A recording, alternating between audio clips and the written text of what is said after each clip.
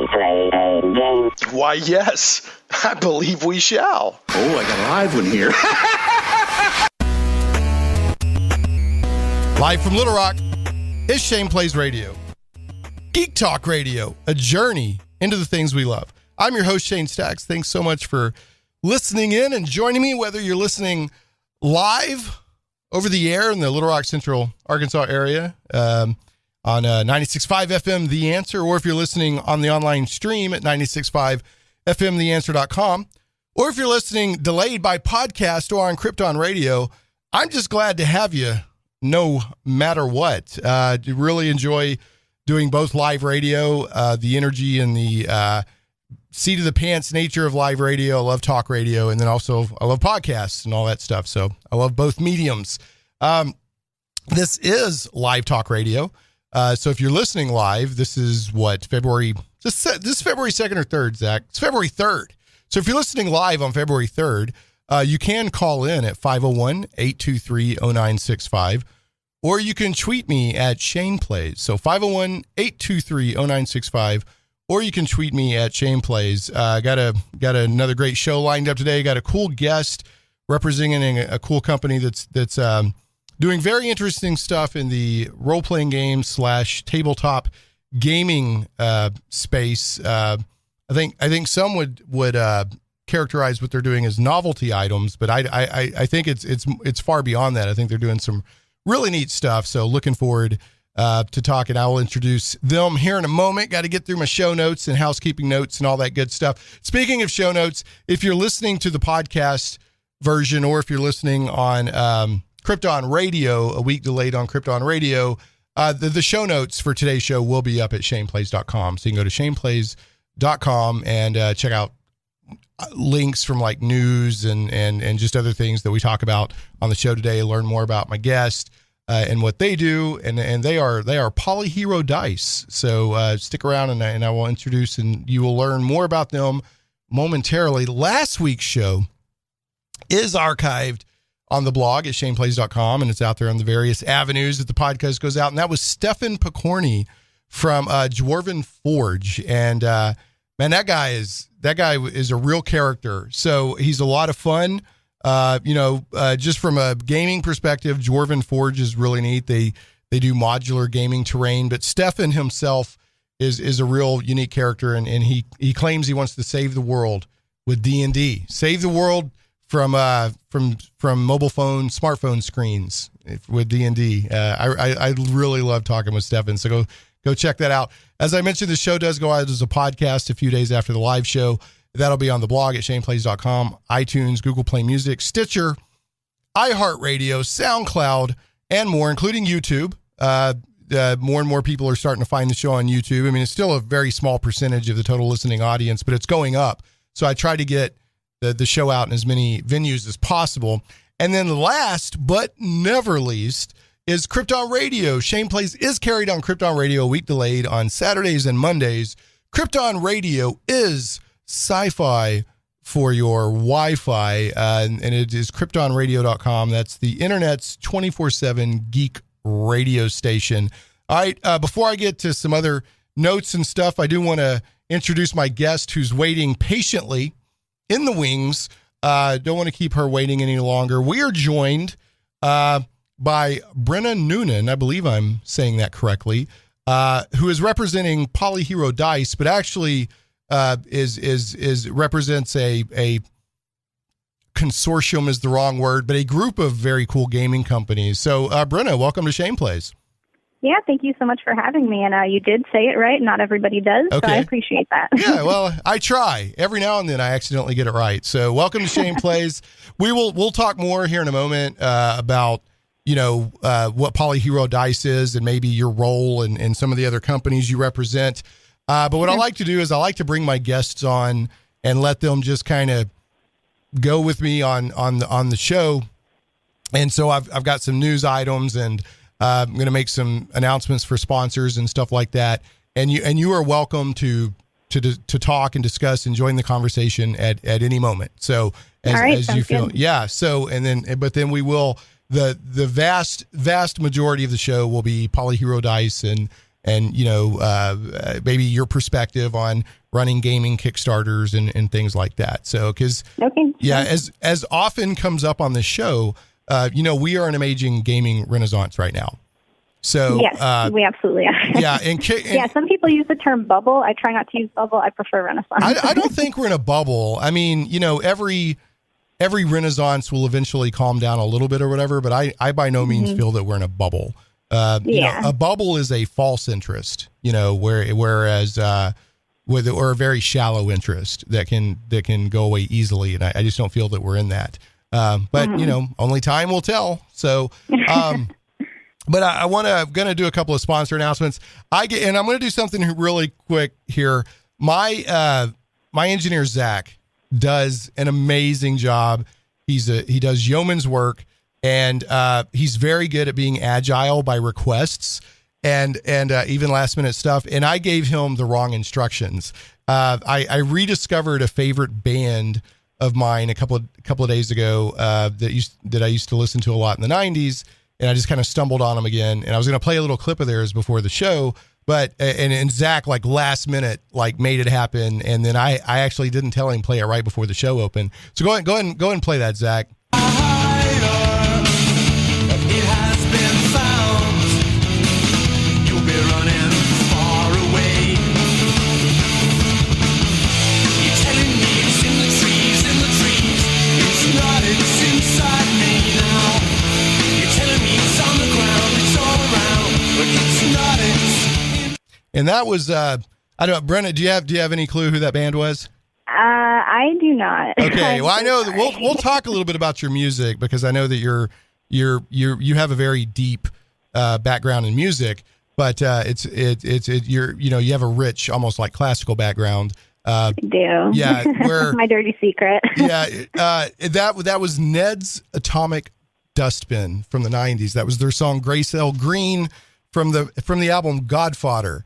And when I was in the 90s, I'd go into a CD store. They used to have these stores that had CDs and albums and it was like you would get out and walk around and maybe meet other people with the same interests that you have and things like that. And I would always buy an album of a band I knew, and then I would pick up an album blind to discover new music. And that was one of my blind discoveries. So, and then I started listening to them a couple of days ago again. So there you go. All right. I'll have to put them on the list. Yeah. I'm always looking to discover new old music. So I'll check that out. I would call them punk that doesn't spit on you. That's what, right. Yeah. It's punk music that if you were at the concert, they're probably not going to spit on you from on the stage. That's what. Yeah.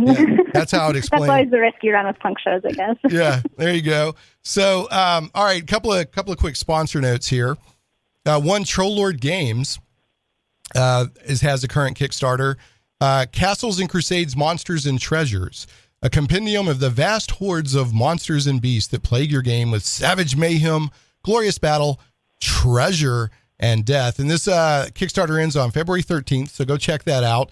And, PolyHero Dice makes these really cool dice. So you can go, we're going to talk about their Kickstarter today. So you can get their dice and you can kickstart Troll Lord and you can play the new Troll Lord stuff with PolyHero Dice. I mean, there you go. It's serendipity at its best. It's a match made in heaven. It is. It really is. Yeah. If you had two dice, it would be a match made in paradise, right? Zach, I'm sorry. I'm sorry, Brenna. I love bad jokes, and I apologize for that in advance. I forgot to ask you to sign the waiver. So, in fact, we have a bad joke of the week that I always do at the end of the show. All right. Also, Shane Play sponsor, as we mentioned last week, Arkansas RPG Con, where you could also bring your PolyHero Dice. 2018 badge sales are now open. Vendor sponsorship options are also open. Go to arpgcon.com for more info and make sure to follow Arkansas RPG Con on Facebook. And then I've got to banter with Zach or else. So here's what happens, Brenna. Okay. The head of our news team, right? Sal, his grandmother and her dog Muffin. If I don't banter with Zach, my engineer, at least once an episode, they send me nasty emails. So I'm gonna, you get hate mail for that. Yeah, I have to banter. But before I do that, I got a really cool voice message out of the blue for the show last week. Now I'm not going to give all this guy's information because it's his, but his name is Chance, and he sent me this voicemail after the show last week. So I just wanted to play that real quick. Hey man, I just recently discovered your show, and I have to say I'm thoroughly enjoying it, and you have officially made my Saturday commutes to work a whole lot more enjoyable, and you've got a listener here for as long as you'll keep doing it, man. Take it easy, and I'll keep listening. Wow. See, Zach, that's a compliment for you too, man, because you make that stuff happen behind the scenes. So I got to tell you, people, I mean, when you get blind feedback like that, you're not expecting, it just makes you feel really good. Because friends and family will encourage you and everything. But, when you just get that blind feedback out of nowhere, it's just nice. So, Chance, thanks for taking the time to pass that along to us here at Shane Plays. That's why we do it, because I love geeky stuff, and I know there's geeky people out there, and I just want to have fun. There's so much crazy stuff on talk radio these days. I just want to have a fun, geeky show and let people get away from everything for an hour, right? So there you go. I'm saving the world, Zach, with Geek Talk Radio. What do you think about that? So anyway, but Chance, I do appreciate it. Anybody else, I appreciate tweets or, it just say, hey, I'm listening, or I'd like to hear this. I do get that stuff, and I keep it, and I listen to it and pay attention to it. And Chance actually just found the Shane Plays Facebook page and sent a voicemail through Facebook. So that was pretty cool. Okay, Zach, we got to banter, because if we don't, I'll get a nasty email. Mm-hmm. From Sal's grandmother and her dog Muffin. And somebody wrote me, remember last week, the icebreaker question was, what's your favorite breakfast cereal? Yeah. Somebody wrote and said, I want to know what Muffin's favorite breakfast. I said, no, I don't know. I'm not going anywhere near Muffin. No. If the opportunity ever arises, but I'm not going to go out of my way to send a message to Muffin, because Muffin don't play. All right. Here we go. Zach. What's up? You ready for the banter? Go ahead. All right. Did you know that the Dragon Ball Super is ending in April? Yeah, I did. Yeah. Now, see, I'm watching it on. Brenna, do you watch any of this stuff? Like, do you watch Dragon Ball by any chance? I did when I was a kid. I can't say I've kept up with it, unfortunately. Okay, so the newest iteration is Dragon Ball Super, which has been going for, 2 or 3 years now, something like that, Zach? 2.5 years. 2.5 years. I'm watching it on Adult Swim. Right. So I'm behind the Japanese version. I'm in the middle of the Sarah Connor Chronicles arc. Okay. Where Trunks goes back from the future to right. So it's like Terminator kind of. Like Goku. Yeah. So that's where I'm at. Yeah. So I've still got a ways to go, but if you're keeping up with the Japanese version, you're done in March.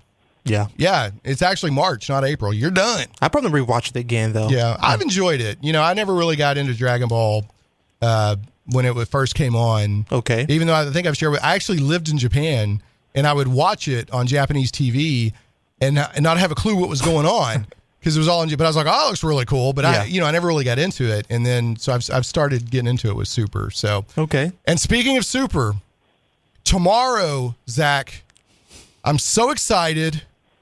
The magnificent, superb owl that only flies over once a year. This will be the 52nd time this amazing owl has flown over, is going to fly over tomorrow. And I'm going to be like, you know how Linus sits in the pumpkin patch waiting for the great pumpkin to rise? Me and the lovely Sheila, we're going to go sit in the owl patch, and we're going to wait for the superb owl to rise tomorrow. And evidently, people are so excited about it. They're having parties, and like the grocery stores are selling all these chips and snacks. It's a big deal. I didn't realize the superb owl was that amazing. What do you think? Well, what do you think, Brenna? So you may have to cut this show short because I'm up here in New Hampshire. So I root for a certain team that when I tell people who they are, I get very dirty looks. Okay, well, let me tell you. We'll cut over. There's also, I guess, some kind of football game going on tomorrow. I don't know why they would do that the same day that the superb owl is flying over. But yeah, I think they're trying to steal the owl's thunder. Yeah, I don't know what the deal is. Yeah, the owl, I don't know. But okay, well, I gotta let you know, Brenna, Zach is a sports analyst. He's a burgeoning sports analyst. So if you want to talk a little football smack, go ahead. Who's your team? The Patriots. Well, there we go. That's mine too. Oh, there you go. Yeah. Really? Okay. Man, it's always so nice when I meet another Patriots fan outside of like my immediate sphere here in New England. It's like meeting a long lost sibling or something. Yeah. Well, there's a lot of people are starting to turn on the Patriots like people turn on the Cowboys, right? Not because well, they're winning so much. They don't. Why do at work yesterday? Someone was like, "I'm not going to root for the Patriots just because they win." So I'm like, "What? What does that matter? They're either good or they're not." They've been doing that for 15 years. Yeah. You know. Well, my favorite thing I love in the Super Bowl when they get like a slam dunk or somebody gets called for icing. I love that stuff. I just. Yeah, those icing calls. Yeah, I love that. I mean, I'm such a yay team. Do that thing. Go sports ball. That's where I'm at on it. But anyway, all right, we gotta move on. One thing I want to mention to you, Zach. I don't know if you knew, but the Solo trailer is supposed to drop Monday on Good Morning America. Okay. If you're keeping up with that, so I don't know. Here we go. All right. So the news. Let's turn on the super secret microphone in the newsroom and see what's going on in there. Whoa, there they go. Working on Saturday, working hard. There's Sal. Sal, please tell your grandmother and her dog Muffin to lay off of me this week because we bantered. So this is kind of I've got two RPG related news items in celebration of PolyHero Dice coming on the show today, but I want to lead with a sad item that's not RPG related. This is from the Washington Post. But it's reported all over the place. Mort Walker, whose Beetle Bailey was a comic page staple for a decade, dies at 94. People probably don't know, but there was a long time growing up, I wanted to be a cartoonist. I read all any comic that was printed in the newspapers for like 20 years I read. I loved them all. I mean, whether it was the cool ones or whether it was Family Circus or Hagar the Horse, Beetle Bailey, High and Lois, I love all that stuff. So I just want to, Mort Walker, who did Beetle Bailey, and he also created High and Lois, and also created a museum for comic art. Major person in the comics, not comic book industry, but the newspaper strips industry. He has passed away at the age of 94. And he was just, he was a major figure. And I read Beetle Bailey for years. And even though it was the same joke every time, either Sarge was beating up Beetle for being lazy, or, the general was, being kind of clueless, or whatever it was. I love that stuff. So there's a small part of me, a sad whimpering part of me that expected to do comic strips when I got older. So I just want to just give Mort Walker a send off. Mort, loved your stuff. People today, they pop up and they do something for 2 or 3 years and they disappear, which is fine. I mean, these people, they just they just kept at it. And were staples, were, like people, if I don't see my Beetle Bailey in the newspaper when I'm eating my eggs in the morning, something's wrong with the world. So I just wanted to kind of give him a send off.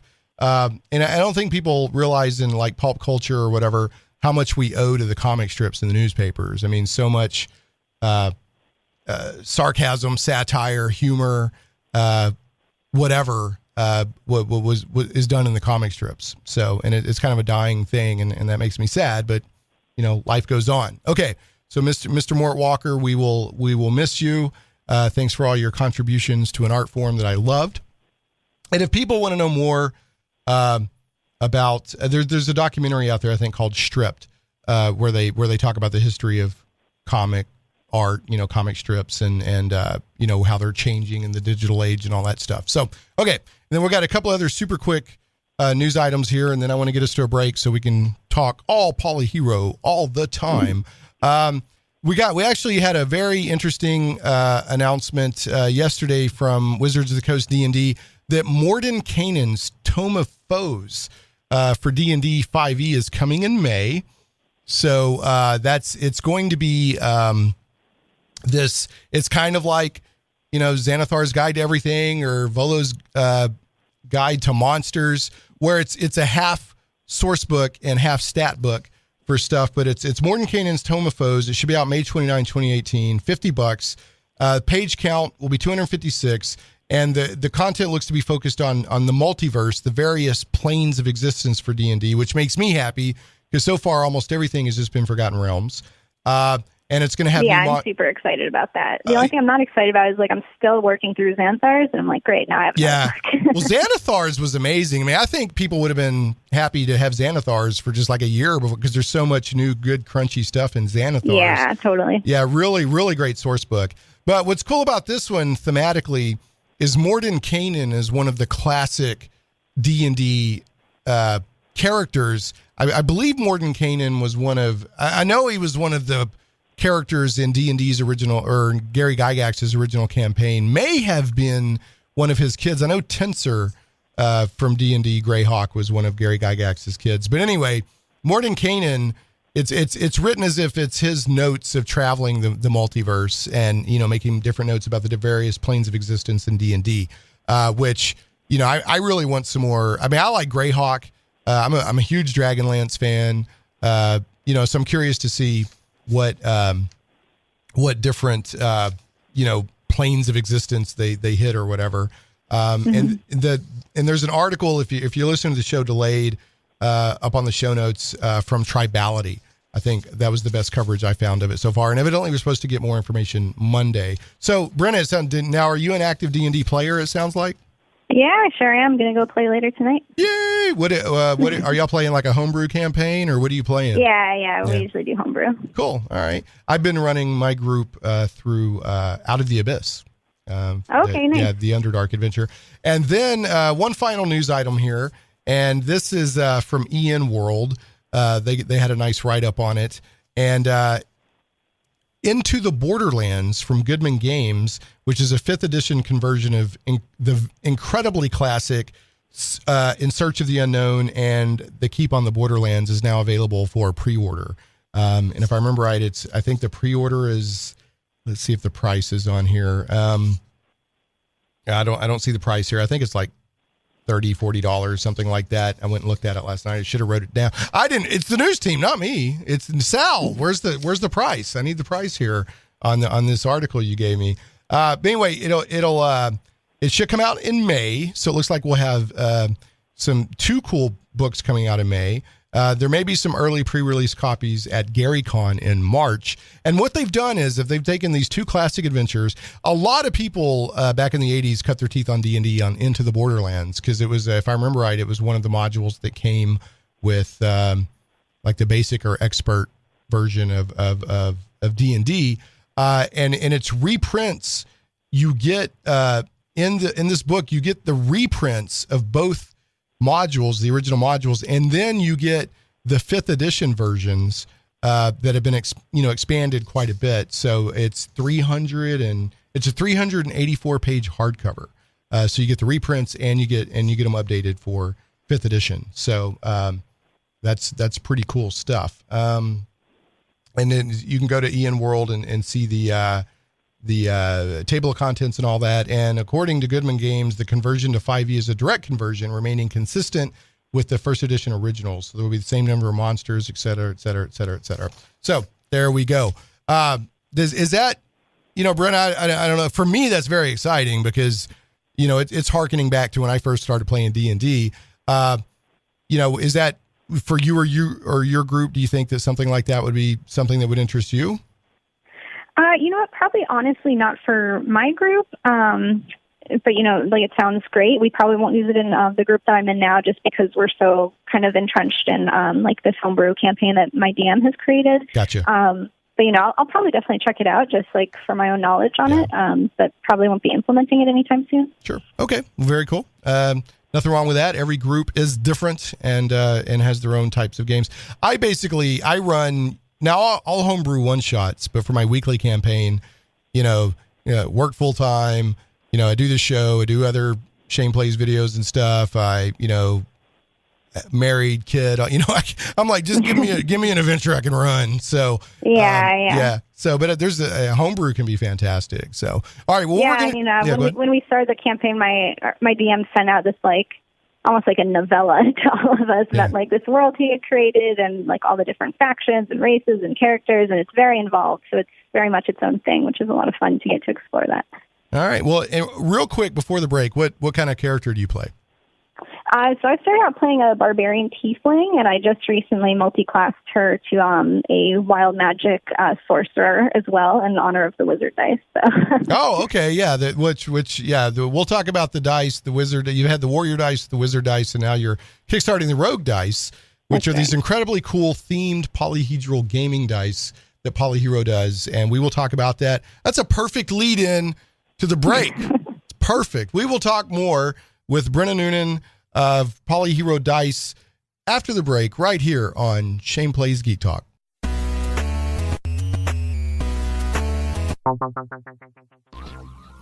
Comic book lovers, visit thewildstars.com today. From the mind of author and comic book industry expert Michael Tierney, it's not just a comic book, it's a comic book novel.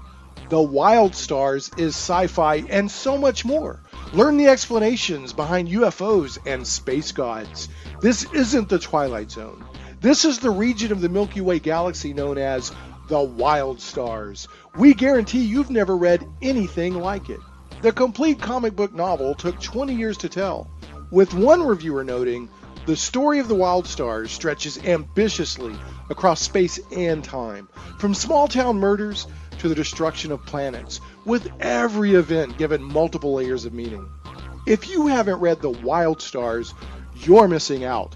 Visit thewildstars.com today. The die is cast. Plunge into worlds of fantastic adventure where dragons lie and the undead stalk the shades of your mind's imagines. Where creatures of legend plunder wealth through the horror of their passage. Monsters grim and foul hold the ecstasy of gold and the renown of glory. All this and more awaits you and your friends in the unlimited, fantastic world of the Castles and Crusades role-playing game from Trollord Games. Visit your friendly local game store or Trollord.com to get your copy today. A rules-light, adaptable game that has stood the test of time. 12 years in constant publication with no new additions. Castles and Crusades is the original, easy-to-play attribute check system. Join us and unleash your imagination. Visit your friendly local game store or Trollord.com to get your copy of Castles and Crusades today. Shane Plays Radio is blessed to have sponsors, and we appreciate them very much. However, did you know that you can also support the show as an individual for as little as $1 an episode? Simply go to patreon.com/Shane Plays. Hey, welcome back to Shane Plays Geek Talk. We're talking with Brenna Noonan from PolyHero Dice that make these really super cool themed dice sets for role-playing games, and you can use them for any kind of tabletop game, really. And they're just really neat. And a couple of years ago, they did this warrior set. Then they did a wizard set, and now they're doing a rogue set. And you really need to go to Kickstarter and take a look at this rogue set, or just search for PolyHero Dice and take a look at their different stuff.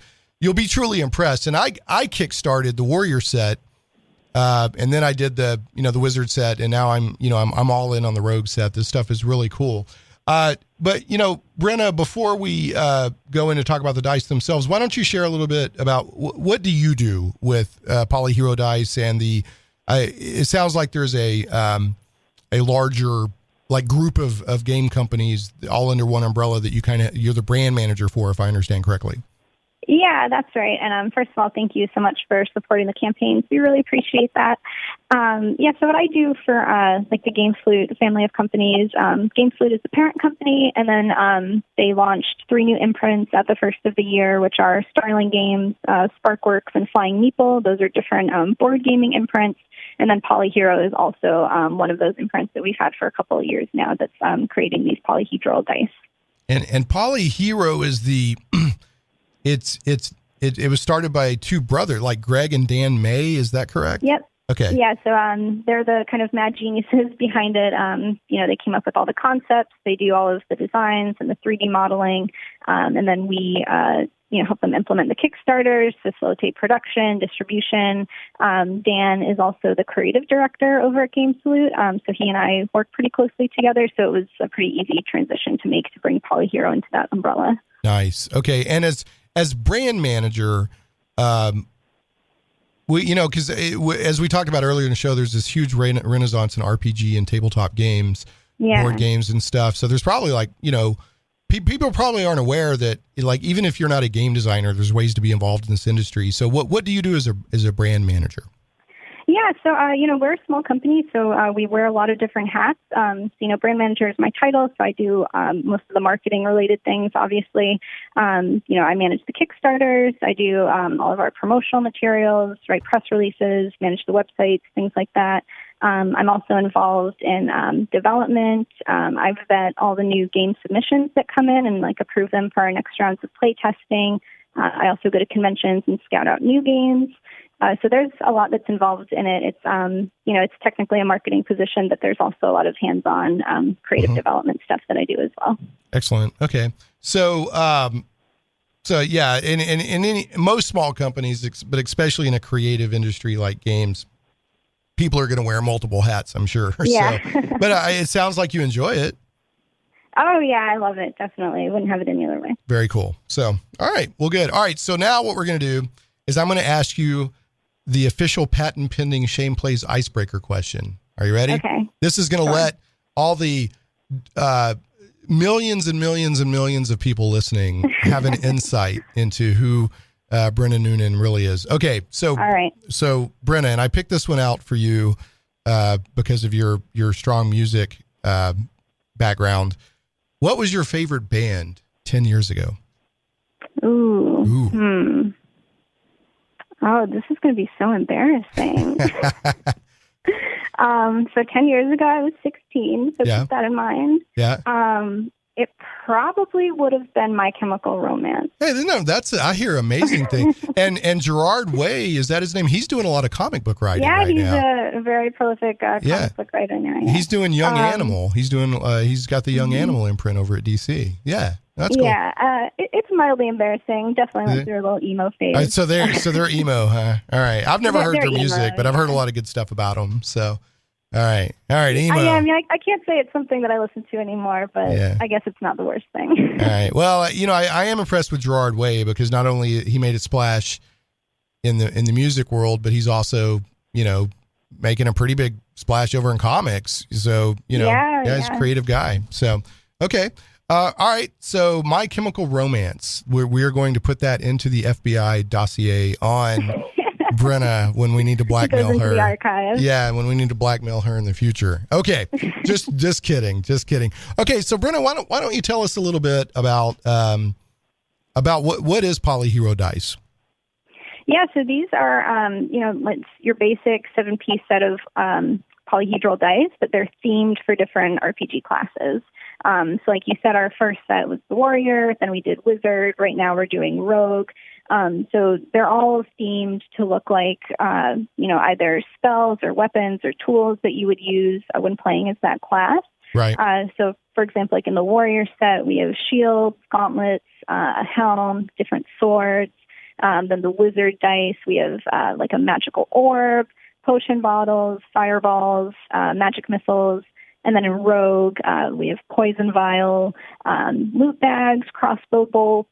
We have a D20 lock and pick die, which is super cool. It's very cool. So it's all just meant to kind of give you that extra layer of immersion when you're playing, which for me, like for better or worse, I use gaming as kind of a form of escapism. Sure. So, having any more immersion is always a good thing for me. Nice. Yeah, and one thing I've noticed is where possible, given the limitations of what they can do with the design versus the amount of facets that a dice can have, is it looks like that. I guess Greg and Dan designed together. I'm not sure. I don't know. Maybe you have input on it. Yeah. That they try to match up the dice design with the type of, game activity that would happen. For example, in the wizard set, the magic bolts are D4s. Yeah. Yeah, exactly. And my favorite spell of all time is Magic Missile, which uses D4s. Yep. The fireball. Yeah, I mean, Dan and Greg are hardcore, role players. They've been playing D&D for, 20 years. Back in the covered wagon day. I remember them. They were in the covered wagon right next to me. We used to borrow water from each other and flour. No, I'm just messing with you. Back when you had to read the player's handbook on like a a carved stone slab. Yeah. There wasn't and everybody just sat down and go ahead and gasp. There was no internet. Although there were bulletin board systems and modems that went. So anyway, yeah, like the D6 is a fireball, right? Mm-hmm. The wizard set. I know the wizard set. I saw a little bit more of that. I'd have to revisit the warrior set to see how they matched it up. But yeah, in the warrior set, you got like a short. I think a dagger, a short sword, a shield. Yeah, it's like a dagger, a halberd, mace. The shield is a D20. The 2 D10s are gauntlets, which are super cool. Yeah, and then you had the shield and the helm. I think was the D12. I could be wrong, the D12, but yeah. I actually recorded a like 2 years ago, a year ago or something. I did a little review of the warrior set and I put it up, and one of my friends was like, Shane, actually, you're doing the D20 wrong, because I was spinning it because it looked cool to spin, and it didn't occur to me that half the numbers were on one side and the other, so you have to flip it. I was like, oh, okay. Right. So, and then in the D20 in the wizard set is my absolute favorite die so far from PolyHero, that wizard orb. I love the design on that die. I love the design on it. There's just something about it that it's perfect. So it's just a beautiful die. It's got like such a satisfying like weight and heft to it. It's really big. It's like, I don't know, maybe 50-75% larger than your average PolyHedral D20. And it's a nice alternative to like a regular D20 and then a metal D20, because I don't know about you, but I want to keep my gaming table intact. Yeah. So it's a nice way to get like a little bit more weight and heft to your roll without going metal. Without getting one of the huge D20s or one of the to leave dents and divots in your table with a metal one. But yeah, the dice are nicely designed. They come in multiple colors, multiple color sets with the colors of the numbers and the pips versus the actual color of the plastic. Some of them are sort of translucent. Some of them are glow in the dark. And we try to have a good mix of stuff to appeal to whoever. Hopefully everybody can find something in that range of colors that appeals to them. Yeah, and it looks really nice. Now on the wizard set, which is on Kickstarter right now. The rogue set, yeah. The rogue set. The D20 is actually like a gem, and it looks fantastic. It's actually the D12 is actually the gem. Oh, is the D12 the D20? Which D12? The D20 is actually a powder keg. Oh, yeah. Okay. Yeah. Okay. Yeah. So the D12 is a gem that looks fantastic. You got to, folks, go to Kickstarter and go to the rogue set and scroll down where you see where it says Roguish Rouge. Is it Rouge? Like Moulin Rouge? Yeah. Roguish Rouge with gold tincture has been unlocked, and it shows you the D12, and that looks beautiful. It looks like a ruby. So it's exactly. Yeah, and then you get the kind of a funny thing about that color. The original name for it was Wicked Wine, and then we got a message from somebody on Facebook, and they were like, "Oh, it'd be so funny if you guys had a color called Rouge, because people always misspell Rogue and Rouge." Oh, so it's a nice little. I went back to the guys and I was like, "Oh, can we please change the name of this one? That would be so funny." So now we have Rogue. I love it because I stepped right into it. I mean, I stepped right into that trap. Yeah, I'm hanging upside down in the woods by the rope around my foot right now. So, and then there's this. We've got to get 5,000 backers on this Kickstarter, because at 5,000 backers, a D4 rope unlocks. Yeah, and that's going to be included with every set, in addition to the D3 grappling hook. It looks so cool. And that, as we say, that we got to have the rope, because I think the grappling hook already unlocked, right? Or is already in it? Yeah. We already had, it came with the grappling hook already unlocked. So now we have the rope to go with it. But yeah, when they told me like, oh, we're designing this rope that we want to include with everybody's grappling hook, I was like, how? What is this going to look like?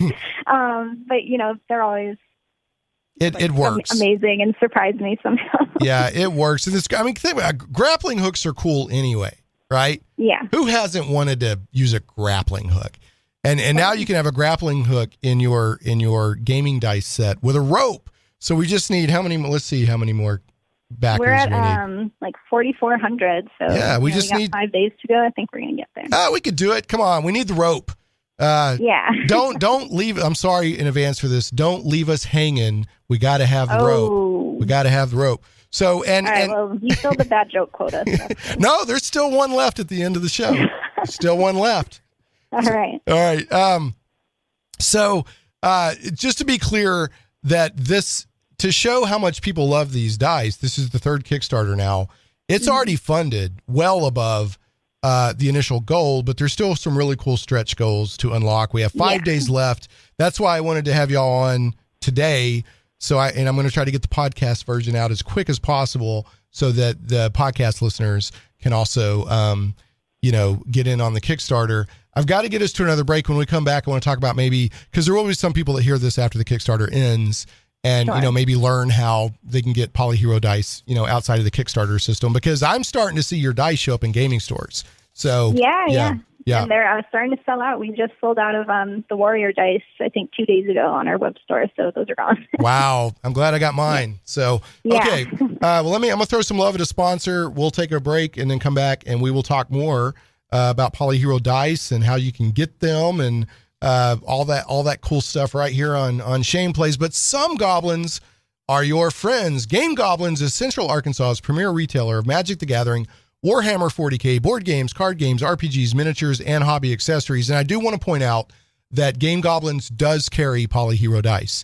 So if you're like, whoa, I do want the Rogue set, but I want the Wizard set or the Warrior set or both.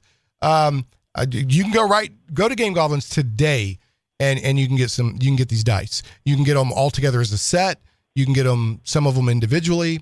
So you have options. You can get multiple versions of the same die, just stuff like that. But anyway, so get down to Game Goblins at 1121 South Bowman, right on the corner of Bowman and Canis in West Little Rock. They're staffed by friendly employees, and they have plenty of store size, so that you got lots of inventory and play space for all those events that are going on down there every day of the week. You can call them at 501-224-GAME or visit them online at gamegoblins.com. First-time customers mention Shane Plays and receive $10 off your purchase of $50 or more. Tell them Shane Plays sent you. Hey, welcome back to Shane Plays Geek Talk, a journey into the things we love. I'm your host, Shane Stacks. Thanks so much for listening in and joining us. We're talking with Brenna Noonan, who is the brand manager for a group of game imprints.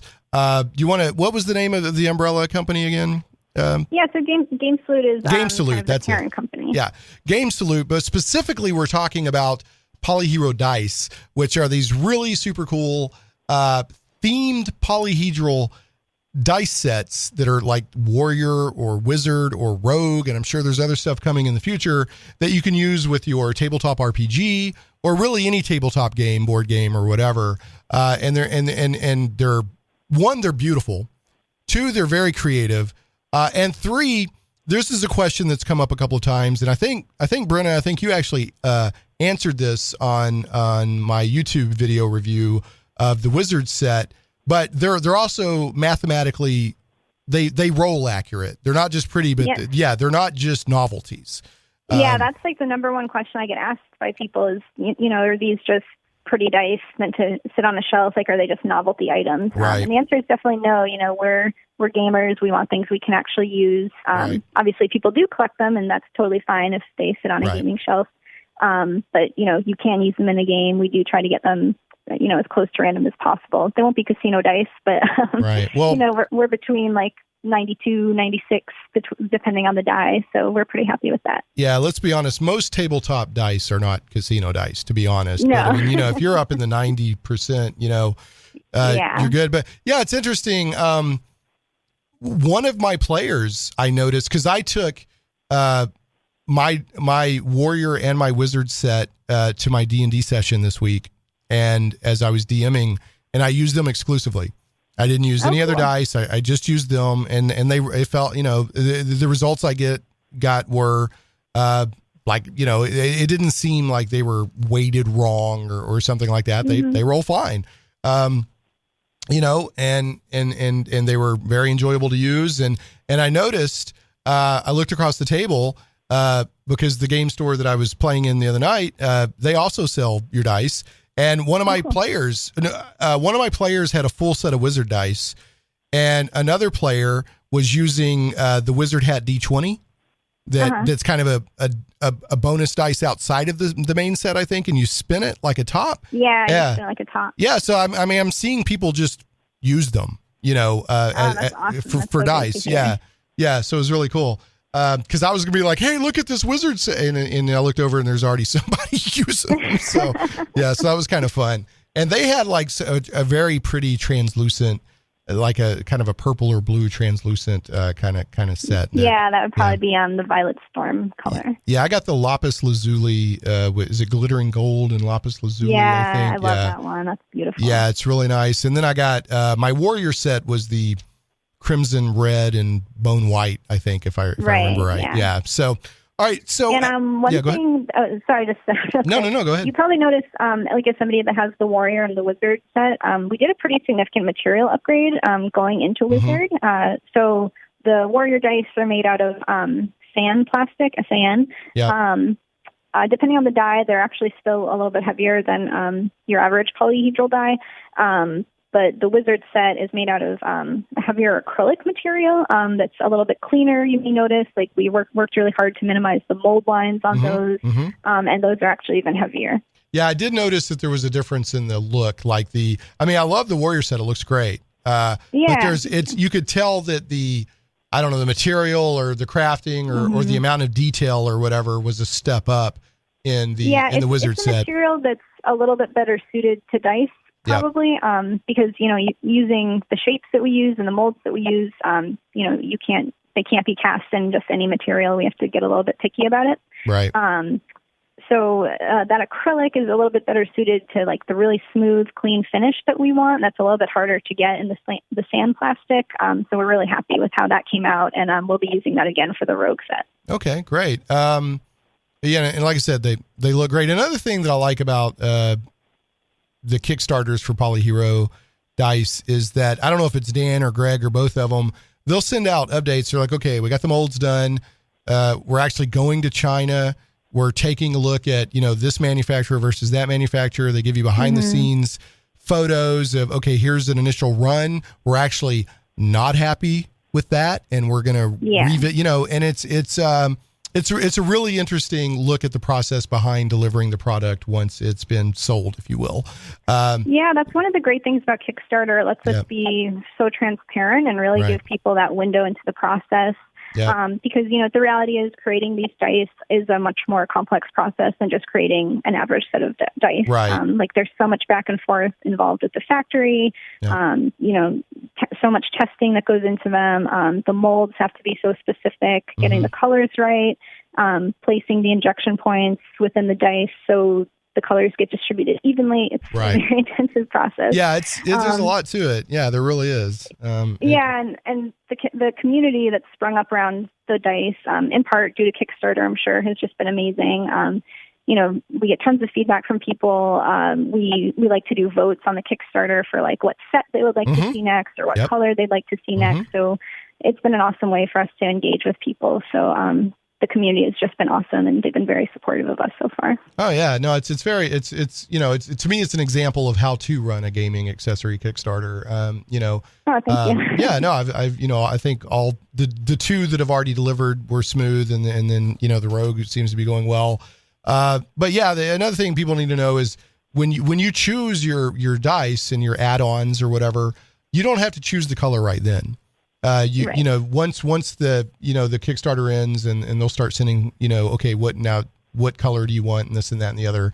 And, some of the colors are solid, some are translucent, some of them are kind of rippled, like the lapis lazuli wizard set I have has kind of rippling various tones of the color. Marbleized. Yeah, marbleized. There you go. Very pretty. Very pretty. Yeah. Okay, so we've got about 3 or 4 minutes left here. Which I'll waste about a minute babbling at the end about stuff that nobody wants to hear about and telling my bad joke. How can people, if they missed, say they hear this show after the Kickstarter ends, is there still any way for them to get on the Rogue set early, or will they have to wait for them to go to retail? No, they can definitely still get on the Rogue set early. We run something after the Kickstarter called a Pledge Manager, which is basically like a pre-order system. So even if you visit the Kickstarter page for the Rogue set, there will be a link there where you can actually pre-order them. Okay. That will also be on our website, which is at polyhero.com. You can also visit us on Twitter or Facebook, just at PolyHero. All right. Well, folks, if you're a gamer at all, of any kind, I at least go take a look at these and do yourself and take a look and make sure, that you want to miss out on this Kickstarter, because this stuff is nice, and even if you're not into collecting dice or you don't want another set of dice, just go look to appreciate the creativity and coolness that's going on here. In the gaming community. And also, I've never met anybody who said, I don't want another set of dice. Yeah, I know. Yeah, I was just throwing out there on the off chance that one, maybe Muffin doesn't want another set of dice, because Muffin's got a bad attitude. That's all I got to say. Maybe Muffin doesn't want, well, he might chew them up. I don't know. So I couldn't tell you. I tried to stay away from Muffin, to be quite honest. But anyway, Brenna, it's been a pleasure. Really enjoyed having you on. Yeah, likewise. Thank you so much. Yeah, you're welcome. Please, stay in touch. Let us know what's going on, which kind of leads me into my final question. Any teases on what might happen next with PolyHero Dice? Yes. Yeah. Actually. Okay. Oh, hey. I think just of today I can say. Yeah. Nothing like too specific. Okay. We've had one of the struggles people have had with the dice is they're so oddly shaped. Is that a regular dice chest or tray may not work for them. We may have a solution to that soon. Okay. Well, that's super cool. Well, I saw in the concept designs for the Wizard Orb, originally there was like a stand that it might set on. And I just want to say that if at any time PolyHero ever put that out, I'd probably buy it. I just want to kind of throw that out there. I just want to throw that out there. So we'll keep that in consideration, definitely. All right. I also want to tell people, I'm not trying to embarrass my guests, but I do want people go check out BrennaNoonan.com. It's BrennaNoonan.com. And Brenna, in addition to being a gaming enthusiast and working in the gaming industry, also writes and has an incredibly deep, rich music background and composes music. So I want people go to BrennaNoonan.com and check that out. So and I listen to some of your compositions. So what was it? Yeah, you have a very unique focus. What is it? You explained it on the site, like the kind of music you play with what kind of instrument, and I can't remember how you explained it. Yeah, it's kind of like microtonal music. Okay, yeah, which it sounded good to me. So I know nothing about music. Yeah, it doesn't sound good to everybody. So okay. Yeah. So, but no. Well, I mean, the microtonal. That sounds very. It's almost like psychobabble on like Star Trek. Well, it's going to reverse the play. It's microtonal. Okay, man, I'm impressed. So anyway, all right, we got to finish. How much time we got left here, Zach? 1 minute. We got 1 minute, Brenna. I got to do it to you. All right. Okay. So actually, here's what happened. Zach, you ready for this? All right. I actually decided against doing a bad joke this week because I thought about it a lot, and it just felt dicey.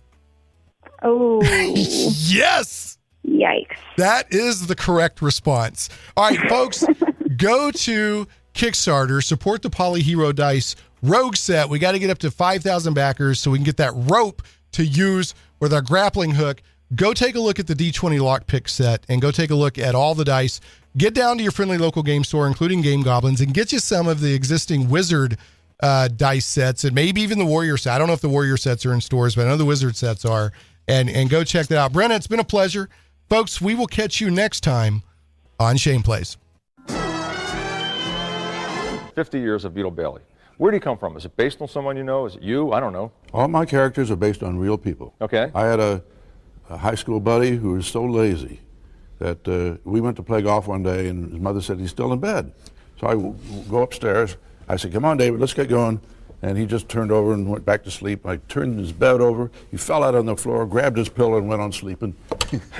We missed our tea time. And you missed your tea time, and that was Beetle Bailey. And that was Beetle Bailey. And that's where you get it. Now, what you do there is you simplify things like the collar, and your style is very clean and very neat, I noticed, and right to the point.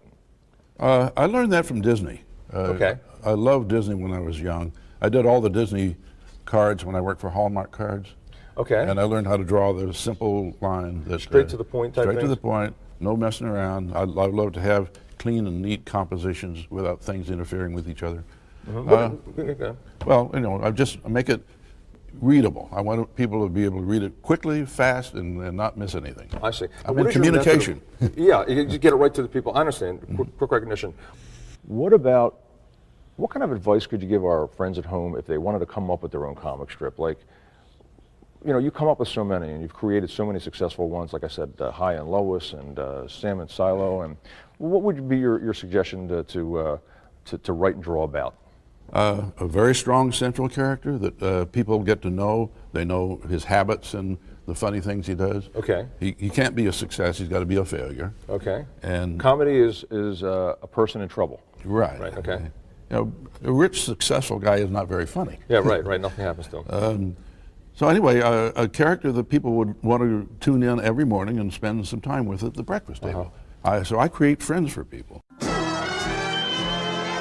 Shane Plays Radio is blessed to have sponsors, and we appreciate them very much. However, did you know that you can also support the show as an individual for as little as $1 an episode? Simply go to patreon.com/ShanePlays.